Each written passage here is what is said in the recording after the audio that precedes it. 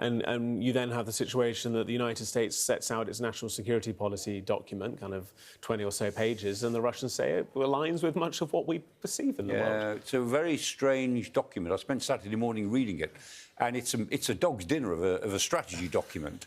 It's not very coherent. I read it as well. It's completely incoherent, full of contradictions. However, underlying it is a very clear message. Very anti-Europe. That the United States does not see itself particularly as part of NATO. It sees itself as in opposition to what Europe is, not in security terms, but in civilizational terms.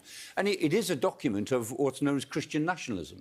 I mean, what has gripped the Trump administration and MAGA republicanism is Christian nationalism, which puts that sense of ideology, which is based on race, Christianity and nationalism, ahead of liberal democracy, ahead of international law. That document only once talks about international law, rules-based international order, and it calls it the so-called rules-based international order, which is like putting inverted commas around it, something we mention but we don't believe in.